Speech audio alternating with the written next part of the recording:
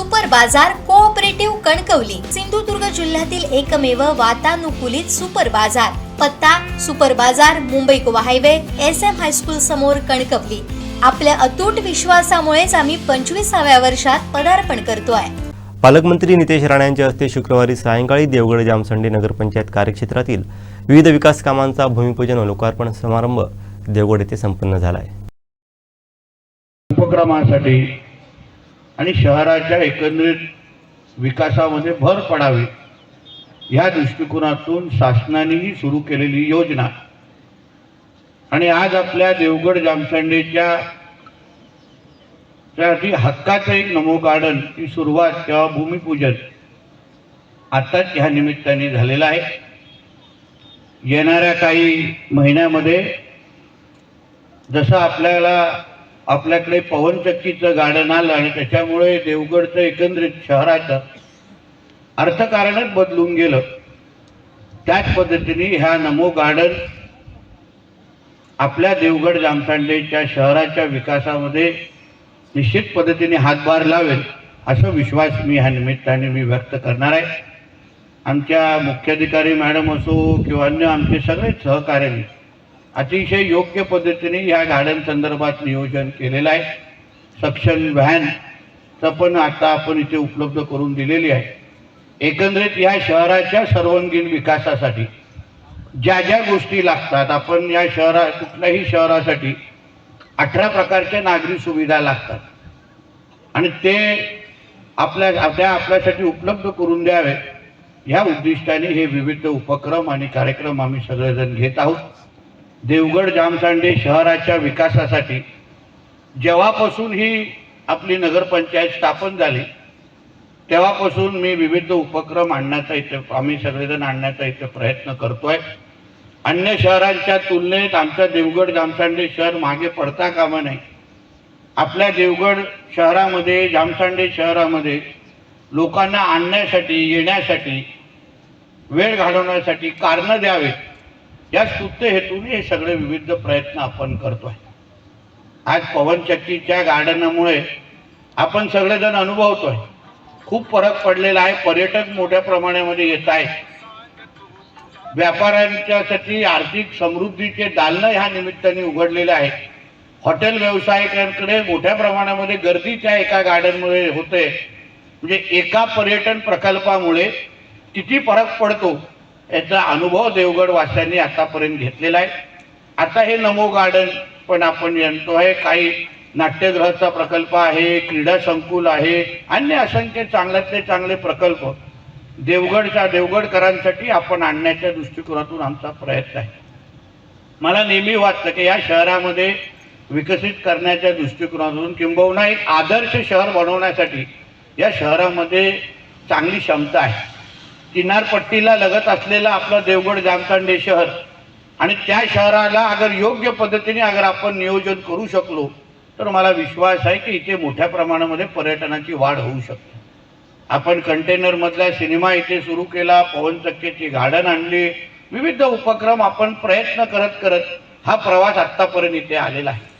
मला या निमित्ताने आपल्याला सगळ्याच नागरिकांना विनंती करायची आहे की आपण या सगळ्या होणारा विकास हा आठवणीत ठेवला पाहिजे। कोण आपल्यासाठी प्रयत्न करतायत, कोण हे सगळ्या गोष्टी आपल्यासाठी आणतायत आणि योग्य लोकांच्याकडे अगर आपण ह्या नगरपंचायतीची सत्ता दिली तर मला वाटतं की ह्या देवगड जामसंडे शहराचा चेहरा मोहरा बदलल्याशिवाय आमच्यासारखे लोकप्रतिनिधी गप्प बसणार नाही, एवढं मी विश्वास आणि शब्द तुम्हाला या निमित्ताने देणार। मी जेव्हा इकडे काम करायला सुरुवात केली तेव्हा फार तळमळीने विविध उपक्रम राबवले, चांगल्यातले चांगले मोठे कार्यक्रम इथे आणले। आपण सरकारी पैसा किंवा शासनाची निधीच्या पलीकडे जाऊ ह्या शहराचं महत्त्व कसं वाढेल या दृष्टिकोनातून आपण पावलं उचलायला सुरू केली।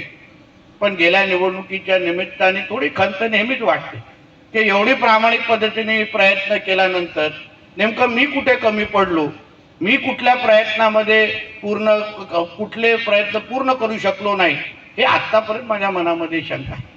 तुम्ही साधा विचार करा की आपण वर्षानुवर्ष अगर आपण माझ्यावर विश्वास ठेवून आमच्या विचाराचे आणि सहकार्याचे अगर लोकप्रतिनिधी तेव्हा, आता तर सगळेच आम्ही एकत्र झालेलो, तो विषय वेगळा आहे, पण एकंदरीत आमचा हा प्रवास कुठलाही खंड न पडता अगर चालू असता तर आज देवगड जामसंडे शहराला मी कुठे घेऊन गेलो असतो याचा साधा आपण फक्त विचार करायला पाहिजे.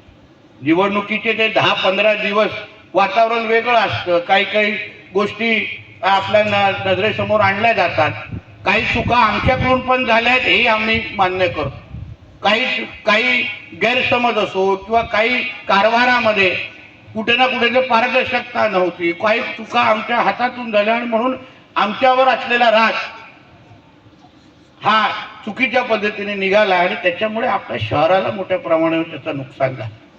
आता 8-9 महिन्यावर निवडणुका येत आहेत. माझी अपेक्षा देवगड जामसंडे शहरांच्या वासियांकडून आहे की आज एक सुवर्ण संधी आहे. आपल्या देवगड जामसंडे शहराचा आमदार आज जिल्ह्याचा पालकमंत्री आहे आणि राज्यामध्ये कॅबिनेट मंत्री आहे. आपण सगळेजण नागरिक म्हणून ह्याचा पुरेपूर फायदा घेतला पाहिजे. माझ्या शहरासाठी निधी आणण्याच्या दृष्टिकोनातून मी कोणावर विश्वास ठेवून माझ्या शहराचा सर्वांगीण विकास साधू शकतो ह्या बाबतीमध्ये विचार आपण निश्चित पद्धतीने करा अशी मी अपेक्षा व्यक्त करते. कारण का शेवटी ह्या शहरामध्ये आपण योग्य पद्धतीने अगर इथे सुविधा उपलब्ध केल्या नाही, शहराचे महत्त्वाचे प्रश्न सोडवले नाही तर ह्या शहराकडे येण्याचा ओघ पण लोकांचा थोडा कमी होईल. आज असंख्य महत्त्वाच्या प्रश्नावर आम्ही सोडवण्याच्या दृष्टिकोनातून पावलं टाकलेली आहेत.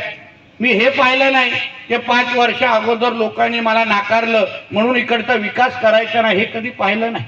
मी एवढाच विचार केला की ज्या देवगडकरांनी मला नेहमी आशीर्वाद दिला, नेहमी प्रेम दिलं, त्यांच्यासाठी मी कधीही कमी पडता कामा नये हा विचार घेऊन मी आतापर्यंत चाललेलो. कधी स्वतःचा स्वार्थ आम्ही लोकांनी पुढे ठेवला नाही आणि म्हणून आपण सगळ्या जणांनी येणारे 5 वर्ष आपल्या सगळ्यांच्या दृष्टिकोनातून अतिशय महत्त्वाचे आहे. केंद्र आणि राज्यामध्ये एकच विचाराचं सरकार आहे. नरेंद्र मोदी साहेब आणि आमचे देवेंद्र फडणवीसजी प्रधानमंत्री आणि मुख्यमंत्री म्हणून ज्या पद्धतीने देश आणि राज्याचा विकास करतायत, आपण देवगड जामसंडे शहरवासी म्हणून आपण त्या मार्गावर चाललो तर मी आपल्याला विश्वास देतो की महाराष्ट्रातल्या पहिल्या 5 आदर्श शहरामध्ये माझ्या ह्या शहराला आणून मी दाखवेन हा विश्वास आणि शब्द तुम्हाला मी आजच्या निमित्ताने देणार. आता तर तुम्ही विचार करा, पाहिजे तेवढी निधी उपलब्ध होऊ शकते, निधीमध्ये कुठे आपण कमी पडणार नाही. पाण्याच्या संदर्भात पण तो मेंटेनन्सच्या संदर्भात आपलं काम सुरू आहे.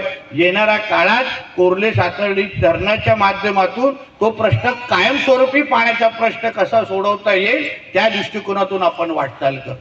हक्काचं नाट्यगृह, क्रीडा संकुल, ग्रंथालय सगळ्या बाबतीमध्ये आपलं देवगड जामसंडे कुठेही कमी पडणार नाही शहर म्हणून हा विश्वास मी तुम्हाला ह्या निमित्ताने देणार आहे. आपण फक्त ज्या पद्धतीने आम्ही आपल्यावर विश्वास ठेवलात, आपण नेहमी साथ देतात, तसंच जेव्हा जेव्हा संधी भेटेल तेव्हा आमच्या कामासाठी खरी पोचपावती हे मतदानारूपी आशीर्वाद आहे.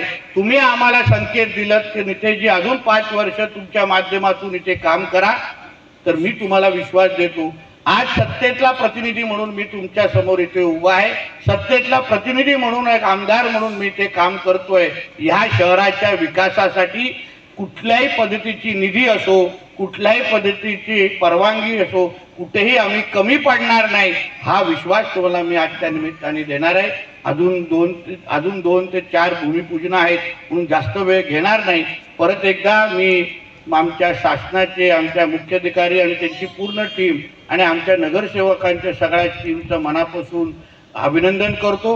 आज ज्या पद्धतीने शहराच्या नियोजनाच्या दृष्टिकोनातून महत्त्वाच्या प्रकल्पांचं भूमिपूजनाची सुरुवात आपण आजच्या निमित्ताने तू करतोय, मी आपल्याला विश्वास देतो. मी माझ्या कार्यालयाच्या माध्यमातून आज जसं इथे आपण ह्या नमो गार्डनचं भूमिपूजन केलं आहे ते गार्डन दर्जेदार असलं पाहिजे आणि वेळेत पूर्ण झालं पाहिजे याची पूर्ण जबाबदारी ही माझी असेल हा विश्वास तुम्हाला मी आजच्या निमित्ताने देणार आहे. परत एकदा आपल्या सगळ्या जणांचे मी आभार मानतो. इथेच थांबतो. जय हिंद, जय महाराष्ट्र.